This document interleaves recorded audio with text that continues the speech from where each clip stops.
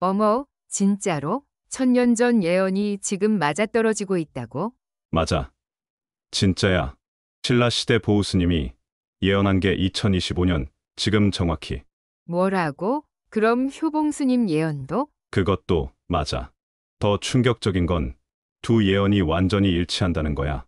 어머나, 그럼 진짜 올해 뭔가 큰일 날 거라는 얘기네. 맞아. 근데 더 충격적인 건 그 사라질 지도자가 누군지도 거의 확정됐다는 거고. 누구? 누구야? 그건 영상 끝까지 봐야 알 수 있어. 본격적인 이야기 시작 전에 구독과 좋아요 한 번씩 눌러주시면 큰 힘이 됩니다. 가족이나 친구들에게 영상 공유를 해주시면 나눌수록 행복은 배가 됩니다. 저는 오늘 여러분께 충격적인 진실을 전하려 합니다. 신라시대의 고승 보우스님과 조선 후기의 대선사 효봉스님의 예언이 2025년 대한민국에서 놀랍도록 일치하고 있다는 사실입니다. 이것은 단순한 우연이 아닙니다. 천년을 가로지르는 두 분의 예언이 한 점으로 수렴하고 있다는 것은 우리가 지금 역사상 가장 중대한 전환점에 서 있다는 증거입니다. 보우스님께서는 1000년 전에 이미 새로운 지도자가 등장할 것이지만 기존 지도자는 사라질 것이라고 예언하셨습니다. 이것은 단순한 정치적 교체가 아니라 국가 구조 자체의 전환을 의미한다고 하셨습니다. 보우스님은 지도자가 사라진 후 100일간의 어둠이 찾아올 것이라고 하셨습니다. 이 어둠은 단순한 시간이 아니라고 했습니다. 권력의 공백, 진실이 보이지 않는 불신, 그리고 국민 사이에 드리운 깊은 분열의 그림자라고 설명하셨습니다. 효봉스님의 역상록에는 이와 정확히 들어맞는 내용이 기록되어 있습니다.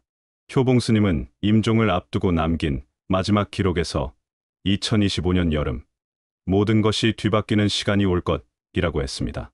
효봉스님은 1888년 경남 밀양에서 태어나 일본 와세다 대학 법학부를 졸업하고 조선 총독부 판사로 임관했던 엘리트였습니다. 하지만 독립운동가가 사형당하는 모습을 본 후 모든 것을 내려놓고 출가를 결심했다고 합니다. 세속의 영광을 뒤로 한 채 오직 진리를 찾아 수행의 길로 들어섰다는 것입니다. 1954년 대한불교 조계종 초대 종정으로 추대되면서 한국 불교 재건에 결정적 역할을 했지만 권위에 집착하지 않고 청빈한 생활을 유지하며 오직 수행과 가르침에 전념했다고 합니다. 그런 효봉스님이 남긴 역상록은 60년간 봉인되어 있었습니다. 때가 되기 전에는 이 글을 세상에 드러내지 말라고 했기 때문입니다. 너무 이른 경고는 오히려 혼란을 부를 것이고 준비되지 않은 사람들은 경고를 받아들이지 못할 것이라고 했다는 것입니다. 그리고 2025년 약속된 시간이 다가왔습니다. 역상록은 세상의 모습을 드러냈고 그 안에는 명확한 경고가 담겨 있었습니다. 효봉스님의 예언에 따르면 변화는 2025년 8월부터 시작된다고 합니다. 8월, 조용했던 표면 아래 오랫동안 쌓여온 불안이 일제히 터져 나올 것이다. 정치, 경제, 사회의 모든 분야에서 견고해 보이던 구조가 균열을 일으키기 시작할 것이다. 가장 먼저 흔들리는 것은 지도층이라고 했습니다. 국민의 신뢰를 잃은 권력은 급속히 힘을 잃고 사회는 통제 불가능한 혼란에 빠져든다고 했습니다. 언론은 진실과 거짓이 뒤섞인 소문을 퍼뜨리고 국민들은 누구도 믿을 수 없는 상황에 직면한다고 예언했습니다. 효봉스님은 8월에 대해 특별히 경고했습니다. 8월, 불길한 기운이 하늘을 뒤덮고 모든 것이 흔들릴 것이다. 정치권에서는 예기치 못한 사태가 발생하고 지도자, 교체설이 현실이 될 것이다. 8월부터 시작된 균열은 9월에 이르러 폭발적인 변화를 만들어낸다고 했습니다. 표면적으로는 평온해 보일 수도 있지만 물밑에서는 모든 것이 무너지고 있다는 것입니다. 경제는 연쇄적 붕괴를 맞이한다고 했습니다. 대기업 하나가 무너지고 그 파급 효과는 금융권과 부동산 시장까지 퍼진다는 것입니다. 한국 사회 전역의 불안과 공포가 퍼지기 시작하고 민심은 분노로 바뀌며 저항과 혼란이 터져 나온다고 했습니다. 이 시기에 외부 세력의 움직임도 본격화된다고 했습니다. 주변 강대국들은 한반도를 둘러싼 긴장을 조장하고 대한민국은 외교, 안보, 경제 모든 분야에서 사면 초가에 빠지게 된다는 것입니다. 기후 역시 이상 징후를 보인다고 했습니다. 갑작스러운 폭우와 가뭄, 지진과 같은 자연재해가 인간의 힘으로 막을 수 없는 혼란을 불러온다는 것입니다. 효봉 스님은 이 시기를 모든 것이 거꾸로 뒤집히는 시간이라고 표현했습니다. 정상과 비정상이 뒤바뀌고 상식이 통하지 않는 세상이 펼쳐진다고 했습니다. 보우 스님의 예언에 따르면 지도자가 사라진 후 100일간의 어둠이 찾아온다고 했습니다. 여기서 말하는 어둠은 단순한 시간이 아닙니다. 권력이 사라진 공백, 진실이 보이지 않는 불신, 그리고 국민 사이에 드리운 깊은 분열의 그림자입니다. 지도자가 사라졌을 때 그 자리를 대신할 누군가가 준비되어 있어야 합니다. 하지만 지금 이 나라에는 그 누구도 이 혼란을 감당할 준비가 되어 있지 않습니다. 거리는 점점 소란스러워지고 사람들은 서로를 향해 목소리를 높이고 있습니다. 그리고 그 틈을 타 누군가는 이 상황을 기회로 만들려고 움직이고 있습니다. 보우 스님은 이렇게도 말씀하셨습니다. 지도자는 무너지지만 권력은 남는다. 그 자리를 누가 차지하느냐에 따라 나라의 운명이 달라질 것이다. 지금 대한민국은 선택의 기로가 아니라 혼돈의 소용돌이 속에 있습니다. 이 상황이 100일 안에 끝날 수 있을지, 아니면 훨씬 더 긴 어둠으로 이어질지는 아무도 장담할 수 없습니다. 확실한 것은 이 어둠이 단순히 지나가는 폭풍이 아니라 무언가를 바꾸기 위한 전조일지도 모른다는 것입니다. 이제 그 전조의 끝에서 어떤 인물이 등장할지, 한국인의 시선은 그 한 사람을 향해 모이고 있습니다. 보우 스님은 예언 속에서 이렇게 말씀하셨습니다. 새 지도자는 이전의 누구와도 다를 것이다. 그는 강한 결단력과 날카로운 통찰을 가졌지만 사람들은 그를 두려워하게 될 것이다. 이 새로운 인물은 기존의 정치 문법을 따르지 않습니다. 그는 느리지 않고 말을 돌리지 않으며 모호한 태도도 보이지 않습니다. 국민은 혼란 속에서 점점 이 인물을 주목하기 시작합니다. 처음에는 호기심으로, 그 다음에는 기대감으로, 그리고 어느 순간부터는 현실적인 대안으로 받아들이기 시작합니다. 사람들은 절박할수록 분명한 방향을 제시하는 리더를 원합니다. 긴 설명보다 강한 문장을, 오랜 토론보다 빠른 결단을 원하게 됩니다. 그 새로운 지도자는 바로 그런 갈망 속에서 등장한다고 했습니다. 준비된 리더였는지 만들어진 리더였는지 그 누구도 정확히 말할 수 없지만 분명한 것은 하나입니다. 그는 떠올랐고 사람들의 입에 오르내리기 시작했다는 사실입니다. 보우 스님은 말씀하셨습니다. 그는 시대가 불러낸 자이다. 누가 원했던 것이 아니라 상황이 만들어낸 것이다. 새로운 리더는 영웅처럼 등장하지 않습니다. 그는 이미 오래전부터 자리를 노려온 인물일 수도 있고, 아니면 지금 이 순간에도 누군가에 의해 만들어지고 있을 수도 있습니다. 중요한 것은 이제부터 그가 어떤 길을 걷느냐는 것입니다. 그리고 국민이 그 길을 함께 걸어가게 될지, 아니면 그 길에서 벗어나게 될지 아직 선택하지 못한 상태입니다. 새로운 리더는 점점 사람들의 입에 오르기 시작했습니다. 그리고 그에 대한 기대는 빠르게 확산되었습니다. 혼란을 끝내줄 인물, 질서를 다시 세워줄 존재, 강한 리더십으로 이 시기를 돌파할 수 있는 유일한 사람. 하지만 그에 대한 감정은 기대만으로 끝나지 않았습니다. 보우 스님은 이렇게 말씀하셨습니다. 사람들은 그를 기다리지만 곧 두려워하게 될 것이다. 이 말은 단순히 무서운 인물이라는 뜻이 아닙니다. 그가 가진 힘과 속도, 결단력은 국민에게 안정을 주기도 하지만 동시에 커다란 압박으로 다가올 수 있다는 경고입니다. 강한 리더일수록 사람들은 쉽게 비판하지 못합니다. 그의 말은 곧 기준이 되고, 그의 판단은 사실이 되며, 그의 존재는 시스템 자체가 되어버립니다. 시간이 지날수록 사람들은 스스로 조심하게 됩니다. 자신의 생각을 말하지 않게 되고, 주변의 분위기를 먼저 살피게 됩니다. 그는 말하지 않았지만 사람들은 이미 알고 있습니다. 이제 이 사회에서 조심해야 할 것은 법이 아니라 그의 시선이라는 것을. 보우 스님은 또 이렇게 말씀하셨습니다. 그가 웃을 때 백성은 숨을 죽인다. 이 표현은 상징적이지만 그 의미는 분명합니다. 절대 권력 앞에서 사람들은 스스로 침묵을 택하게 됩니다. 그 누구도 강요하지 않았는데 스스로 입을 닫고 몸을 낮추게 되는 분위기. 그것이 바로 두려움이 사회 전체에 스며든다는 뜻입니다. 처음에는 혼란을 정리해주는 모습에 박수를 보냈고, 불확실한 상황을 단호하게 정리하는 모습에 안도했지만, 그 단호함은 점점 사람들의 자유를 제한하기 시작합니다. 모든 기준이 하나로 수렴될 때, 다른 생각은 위험한 말이 되고, 다른 의견은 혼란의 씨앗이 됩니다. 보우 스님의 예언은 경고하고 있습니다. 그는 구원자처럼 등장하지만 곧 시험의 시간이 시작될 것이다. 지금 이 시기에 우리는 그 시험대 위에 올랐는지도 모릅니다. 사람들이 가장 먼저 흔들리는 것은 생계였습니다. 정치적 혼란과 통제의 분위기 속에서 경제는 서서히 그러나 분명히 무너지고 있었습니다. 보우 스님은 이렇게 말씀하셨습니다. 돈이 있어도 쓸 수 없는 날이 올 것이다. 그 말은 단순히 물가가 오르고 자산 가치가 떨어진다는 의미가 아닙니다. 사람들이 돈을 믿지 못하게 되는 순간, 경제는 기능을 잃기 시작합니다. 지금 대한민국은 그런 순간에 가까워지고 있습니다. 물가와 이자는 오르는데 월급은 그대로이고 미래는 예측할 수 없습니다. 사람들은 돈을 벌기보다 그저 지키는 법을 고민하게 됩니다.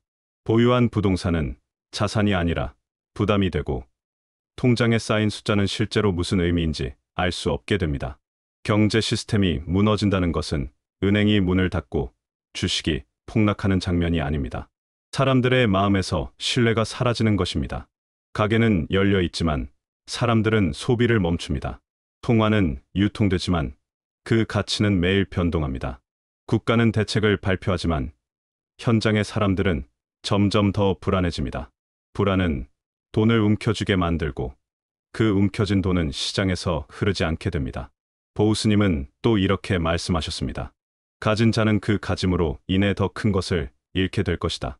이 말은 경제적 여유가 있던 사람들조차 이 시스템 붕괴에서 예외가 되지 못한다는 뜻입니다. 불안은 위아래를 가리지 않고 모든 사람의 일상에 침투합니다. 지금 이 사회는 살아가는 법보다 버티는 법을 먼저 배워야 하는 시대에 접어들었습니다. 무너지는 것은 숫자가 아니라 사람들의 믿음이고 그 믿음이 사라진 사회는 더 이상 경제로 유지되지 않습니다. 정보는 세상을 움직이는 가장 강력한 무기입니다.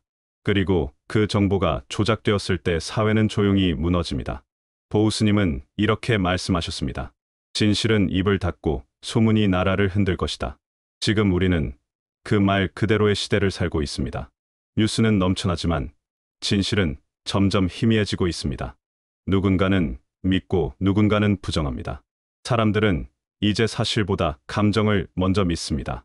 무엇이 진실인지 말해주는 목소리는 작고 감정을 자극하는 목소리는 너무 큽니다. 정확한 정보는 주목받지 못하고 자극적인 말들이 사람들의 선택을 대신합니다. 그 틈을 선동이 파고듭니다. 보우 스님은 말이 칼보다 먼저 움직일 것이라고 하셨습니다. 지금 대한민국은 누가 더 정확한가 보다 누가 더 분노하게 만드는가에 집중하고 있습니다. 한 마디의 영상, 한 줄의 자막이 전 국민의 감정을 흔드는 시대가 되었습니다. 사람들은 이제 생각하기보다 느낀 대로 행동하기 시작합니다. 논리보다 불신이 앞서고 이성보다 감정이 정치와 사회를 이끕니다. 이 시대의 가장 무서운 점은 사람들이 거짓에 분노하고 있다는 사실이 아니라 그 거짓을 진실로 믿고 있다는 데 있습니다. 그것이 바로 선동의 시대입니다.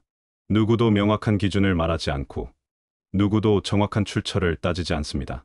그저 나에게 유리한 말, 내 감정을 대변해주는 말이 진실이 됩니다.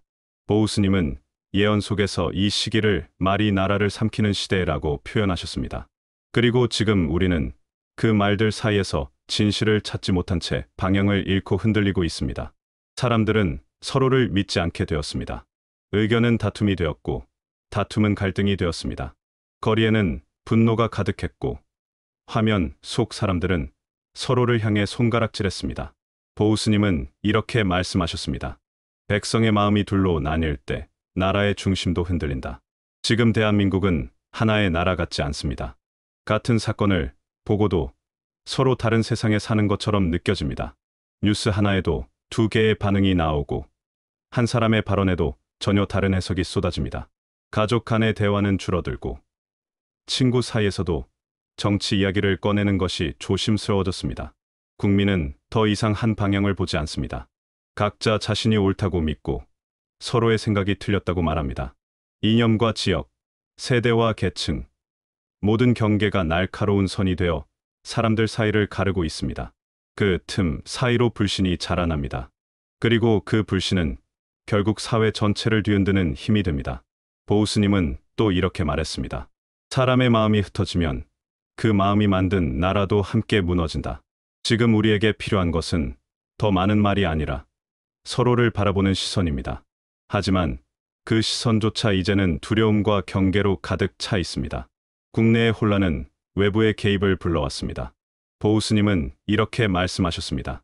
남의 나라가 들어와 우리가 우리 뜻대로 할 수 없게 될 것이다. 이 말은 단순히 외교적 압박이 아닙니다. 정책과 결정의 주도권이 점점 우리 손을 떠나게 된다는 의미입니다. 처음에는 협력이라는 이름으로 시작됐습니다. 하지만 점차 그 협력은 지시가 되었고 권고는 사실상 명령이 되었습니다. 경제, 안보, 외교 어느 것 하나 우리 힘만으로 결정할 수 있는 것이 없습니다. 국민은 알지 못한 채 중요한 결정들이 조용히 이루어지고 있습니다. 언론은 말하지 않고 정부는 설명하지 않습니다. 그러는 사이 우리 삶에 직접적인 영향을 주는 선택들이 보이지 않는 외부의 손에 의해 움직이고 있습니다. 보우스님은 또 이렇게 말씀하셨습니다. 강한 자는 눈에 띄지 않고 그의 뜻은 물처럼 스며든다. 지금 그 스며들미 우리 사회 전반을 감싸고 있습니다. 효봉스님과 보우스님이 공통으로 예언한 자연재해도 현실이 되고 있습니다. 백두산의 이상 징후, 전국적인 지진, 발생 증가, 이상 기후로 인한 극한 날씨가 연이어 나타나고 있습니다. 보우스님은 땅이 갈라지고 바다가 들이친다고 하셨는데 이는 단순한 자연재해가 아니라 시대적 전환의 신호라고 해석됩니다. 효봉스님은 백두산에 대해 특별히 경고했습니다. 백두산이 오랜 침묵을 깨뜨릴 준비를 한다고 했는데 백두산을 민족의 심장이며 동시에 운명의 신호탄이라고 표현했습니다. 백두산의 오름은 단순한 자연재해가 아니라 한 시대가 끝나고 새로운 시대가 열리는 신호라고 했습니다. 두 스님이 경고한 대전염병의 재등장도 주목해야 할 부분입니다. 보우스님은 숨이 막히는 병이 다시 돌 것이라고 했고 효봉스님은 과거의 기억을 잊은 인류는 또다시 준비 없이 거대한 파도에 휩쓸리게 될 것이라고 했습니다. 이번 전염병은 단순한 질병이 아니라 사회적 신뢰를 무너뜨리고 경제 시스템을 붕괴시키며 일상의 모든 틀을 뒤흔드는 힘을 가진다고 했습니다. 방역은 실패하고 국경은 무너지고 병원과 의료 체계는 속수무책으로 무너져 간다고 했습니다. 사람들은 서로를 두려워하고 도시는 침묵 속에 갇혀간다는 것입니다. 효봉스님은 그 사람을 알아보는 것은 힘든 일이라고 했습니다. 혼란의 소음 속에서 진짜를 알아보는 것은 오직 깨어있는 자들의 몫이라고 했습니다. 그 사람의 등장은 한국 사회의 극적인 변화를 가져온다고 했습니다. 과거에 얽매인 이들은 점점 사라지고 새로운 세대가 주역으로 떠오른다는 것입니다. 혼돈의 시대 속에서 등장한 그 사람, 그가 선택하는 길에 따라 대한민국의 미래도 함께 움직이게 된다고 했습니다. 효봉스님은 마지막으로 이렇게 남겼습니다. 새로운 길은 스스로 나타나지 않는다. 누군가의 걸음이 먼저 땅을 딛고 나아가야만 한다. 보우스님도 무너진 자리에서 새로운 세상이 시작된다고 하셨습니다. 변화는 파괴를 동반하지만 그 파괴 속에 새로운 길이 열린다는 것입니다. 두 스님의 예언은 단순한 공포가 아닙니다. 새로운 시대를 열기 위해 우리가 반드시 넘어야 할 문턱을 보여주는 것입니다. 지금 이 순간 천년의 예언이 우리 눈앞에서 현실이 되고 있습니다. 2025년은 모든 것이 결정되는 해입니다. 여러분은 이 역사적 순간을 어떻게 맞이하시겠습니까? 변화의 파도를 타고 새로운 시대로 나아갈 것인가? 아니면 낡은 것에 매달려 역사의 뒤안길로 사라질 것인가? 대한민국의 미래는 아직 결정되지 않았습니다. 선택은 우리에게 달려 있습니다. 지금까지 2025년 대한민국의 운명을 가른 두 고승의 예언을 전해드렸습니다. 이 영상이 도움이 되셨다면 구독과 좋아요 버튼을 눌러주세요. 여러분의 관심이 더 많은 진실을 전하는 힘이 됩니다. 감사합니다.